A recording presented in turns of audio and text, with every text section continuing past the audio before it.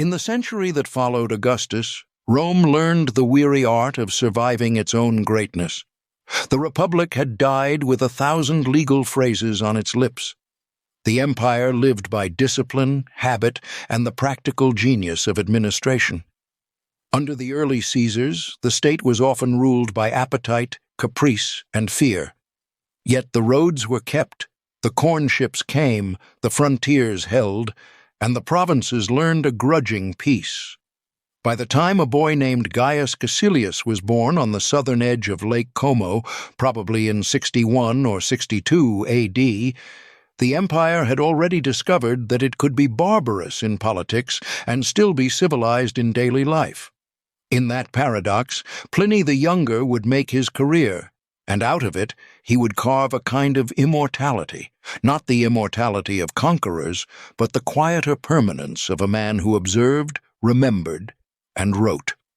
He was born into the municipal aristocracy of Comum, a prosperous northern town that had been brought into Roman citizenship and Roman pride.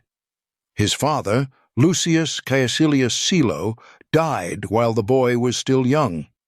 The mother, Plinia, belonged to the Plinii, and through her, Pliny came under the protection of his maternal uncle, one of the most industrious minds in Roman history, Pliny the Elder. The uncle was already famous, soldier, administrator, compiler, and indefatigable reader, a man who tried to summarize the universe between the covers of his natural history. There is something symbolic in the younger Pliny's apprenticeship to that restless scholar. The old man was Rome's encyclopedist, hoarding facts like a miser. The young man would become Rome's letter writer, collecting human scenes and moral impressions as if they were specimens in a cabinet. The boy was sent to Rome, as ambition required. There he breathed the air that educated provincial talent into metropolitan polish. Rhetoric schools, forums, lawsuits, dinner parties, patronage, and the slow absorption of what Romans called gravitas, that posture of seriousness which was partly virtue and partly mask. We catch glimpses of his training in the later letters, where he speaks with the confidence of a man schooled to argue. He studied under eminent teachers. Quintilian's name stands nearby in the period even when the documents are shy, and he began to speak in court while still very young. Rome made advocates the way Sparta made soldiers, by early exposure, public scrutiny, and a rigorous discipline of style. Then came the event that would bind his youth forever to the tragic theater of nature and history, the eruption of Vesuvius in 79 AD. The older Pliny, then commander of the fleet at Misenum, was drawn toward the catastrophe with the curiosity of a scientist and the duty of an officer. He sailed across the bay to observe and to help, and he died at Stabiae, overcome, it seems, by fumes and exhaustion, while trying to remain calm before his companions. The younger Pliny, not yet 20, stayed behind at Misenum. Years later, when Tacitus asked him for an account, Pliny wrote 2 letters that remain among the most vivid eyewitness narratives in all ancient literature. He describes the cloud rising like a pine tree, the ash falling, the tremors, the panicked crowds, the darkness at noon, the sea withdrawing, the moral confusion that calamity brings. A crowd that, in its fear, thought all things possible.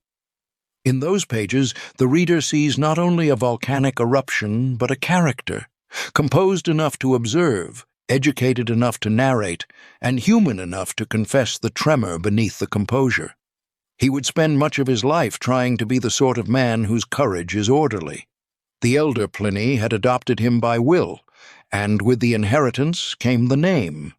The boy became Gaius Plinius Caecilius Secundus, Pliny the Younger, and he took up not merely property but a tradition. The Roman ideal of public service joined to cultivated leisure. He entered the cursus honorum, the ladder of offices that structured senatorial ambition. The early steps were the customary ones: minor judicial duties, then military service as a tribune, then the first significant magistracies. He became quaestor and so entered the Senate, He served as tribune of the people. He rose to the praetorship. In these years, he also held financial offices of trust, prefect of the military treasury, later of the treasury of Saturn, posts that required not only loyalty, but the appearance of incorruptibility.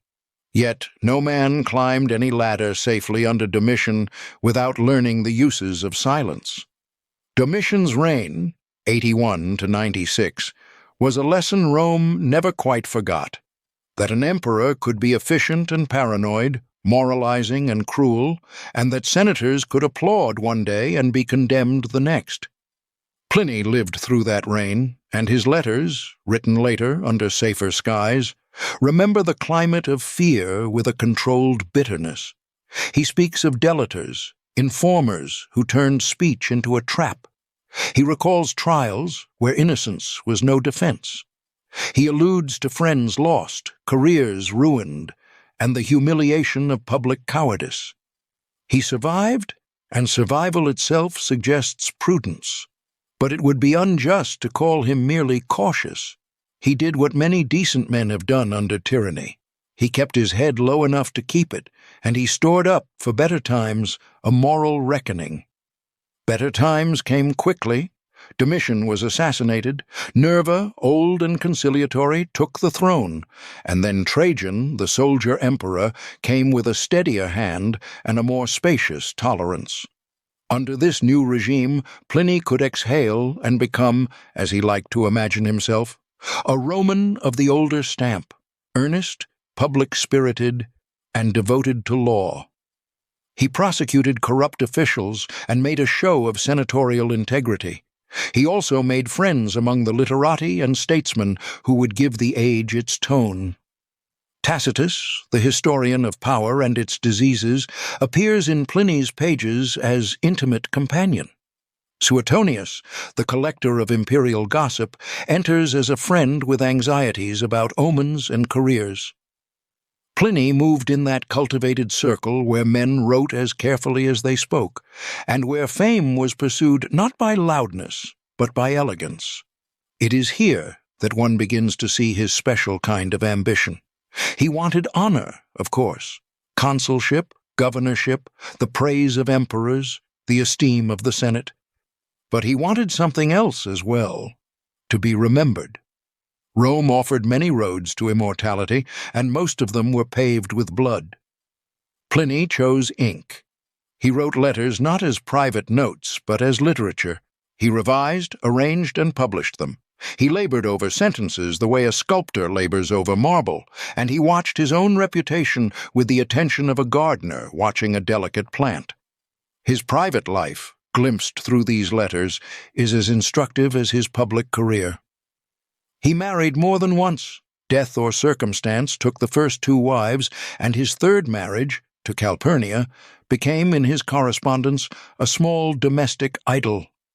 Calpurnia was young, affectionate, and proud of his literary work. He, older and self-conscious, wrote to her with a tenderness that feels almost modern. When she left Rome for her health or family reasons, he missed her with the mild melancholy of a man who enjoys being loved and enjoys writing about it. They had no children. His emotional legacy would be his prose. He was also wealthy, and he used wealth in the Roman way, partly for comfort, partly for display, and partly for civic benefaction. He had villas, one by the sea, another in the countryside, where he described the arrangement of rooms, baths, libraries, and gardens with an almost architectural delight. He loved quiet, books, and the ordered pleasures of rural life. He could praise a view with the same care he gave to a legal argument. Yet his leisure was not idle. Like many Romans of his class, he practiced a kind of disciplined recreation, reading, writing, and the polite arts of conversation. He donated to his native Comum, provided for schools and public buildings, and spoke of these gifts with the sincerity of a man who enjoys generosity, and also with the frankness of one who knows that generosity is a form of power. His legal and senatorial work continued to bring him forward. In 100 AD, he reached the consulship as suffect consul under Trajan. That year, he delivered in the Senate a formal speech of thanks to the emperor, a panegyricus, which he later expanded and published. Modern readers may wince at its lavish praise, but the context matters. After Domitian, the Senate was eager to celebrate any ruler who did not terrorize it. Pliny's panegyric is therefore not merely flattery, it is relief turned into rhetoric, a political document as well as a literary performance. In it, he paints Trajan as the model princeps, restrained, just, respectful of law, modest in private life, great in war, humane in peace.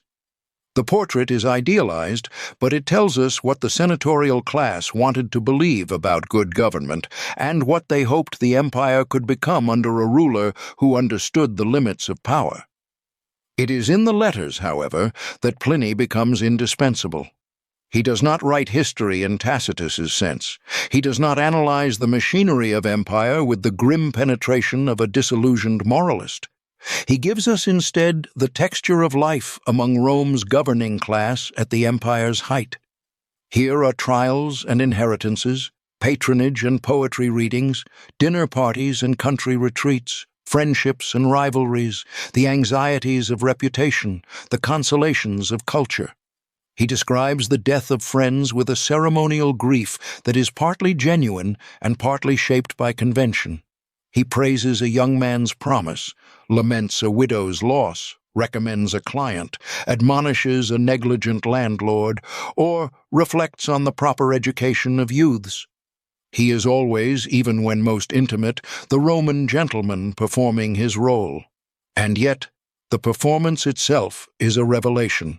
If we wish to know how a prosperous, educated Roman senator wanted to appear, moderate, humane, conscientious, cultivated, Pliny is our witness. He praises simplicity, but he describes luxurious villas. He condemns greed, but he is careful about income and estate management. He admires frankness, but he measures words. He is not hypocritical so much as representative. Civilized life, especially in a hierarchical society, is a dance between ideals and realities. Pliny shows the steps. Late in his career, Trajan gave him a task that would test both his administrative competence and his moral sensibility. Around 111 or 112 AD, Pliny was sent as imperial legate to Bithynia Pontus, a province in Asia Minor that had fallen into financial disorder. The appointment was both an honor and a warning. The emperor trusted him, but the province needed discipline. There, far from Rome's salons and libraries, Pliny confronted the stubborn details of government, municipal debts, corrupt contractors, abandoned building projects, the need for aqueducts, sewers, and public works. His correspondence with Trajan from this period, preserved as the 10th book of his letters, is one of the great documents of Roman administration. We see a conscientious governor asking advice on matters that range from the trivial to the profound, whether to allow a fire brigade in a city prone to faction, how to regulate associations, whether to audit local accounts, how to handle public baths, water supplies, and construction contracts. In these letters, Pliny appears at once diligent and somewhat anxious, a man who prefers clear instructions to bold improvisation. Trajan's replies are usually brief, practical, and firm. He commends caution, discourages unnecessary innovation, and insists on legality and public order. The exchange reveals an empire governed not only by armies and taxes, but by endless correspondence and bureaucratic judgment, a civilization of paperwork, maintained by men who, like Pliny, believed that the world could be improved by proper procedure. It was also in Bithynia that Pliny encountered, in an official capacity, a movement that would outlive the empire itself. Christians were being accused and brought before him. Unsure of the correct policy, there was no comprehensive legal code for such cases. Pliny interrogated them, demanded they worship the Roman gods and the emperor's image, and punished those who refused. But he was struck by what he learned. Not a conspiracy of crime, but a stubborn devotion. He wrote to Trajan describing their practice as a kind of organized piety, meeting before dawn, singing hymns to Christ as to a god, binding themselves by oath not to commit theft or adultery, then dispersing and later gathering for a harmless meal. He did not admire their obstinacy. He feared the contagion of their refusal to participate in civic religion, yet he could not find in them the monstrous immorality that rumor alleged. Trajan's response shaped imperial policy for generations. Christians were not to be sought out, anonymous accusations were not to be accepted, but those who were formally accused and refused to recant were to be punished. It was a compromise typical of Roman governance, pragmatic, legalistic, and morally uncertain. Pliny's letter, intended as administrative inquiry, became one of the earliest pagan testimonies to the Christian presence and character. We do not know the details of Pliny's final days. He seems to have died in or soon after his governorship, perhaps around 113 AD, before returning to Rome. There is no grand climax, no martyrdom, no dramatic fall. His end was in keeping with his life, quiet, dutiful, enclosed within the routines of office and the habits of a cultivated man. He had achieved what his class valued: dignities, friendships, estates, and literary renown. He had also left behind something rarer than achievement, an image of an age. If we step back and look at him against the wider canvas of Roman history, his significance becomes clearer. He lived when the empire was at its most confident, after the chaos of civil wars, before the long erosion of the 3rd century. The frontiers were guarded, trade flowed, cities flourished, and the governing class could still believe that Rome's order was the natural order of the world. Pliny's letters are filled with that confidence, the assumption that law matters, that administration can correct disorder, that culture is the proper ornament of power. His is not the Rome of heroic conquest, nor the Rome of decay. It is the Rome of maturity, self-satisfied, disciplined, and, in its best moments, humane. And yet, there is also a fragility in his pages. He records deaths, disasters, and fears. He hints at the moral compromises of living under tyranny. He shows how reputation can dominate conscience. He tries repeatedly to rescue virtue from politics by relocating it in private conduct, friendship, generosity, literary labor, careful speech. This is the strategy of civilized men in an age when political freedom has been traded for security.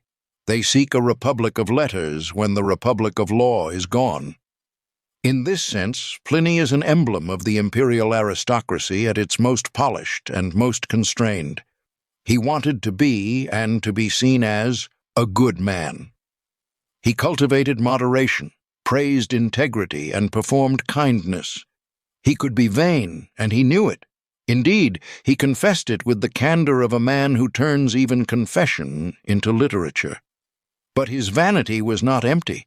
It drove him to shape his life into a model, and his model, however stylized, tells us what virtue looked like to a Roman senator who had survived Domitian and served Trajan. Prudence without cowardice, dignity without brutality, generosity without recklessness, culture without decadence. He was, in short, one of the empire's best excuses. If the elder Pliny tried to gather the world's facts before death could interrupt him, the younger Pliny tried to gather the world's moments, the personal, the civic, the incidental, before time could erase them. We read him now, not because he governed a province or praised an emperor, but because he preserved a civilization in miniature, its rooms and roads, its laws and leisure, its fears and formalities, its virtues and vanities. He did not change the course of history. He recorded the texture of it. And sometimes that is the more enduring conquest.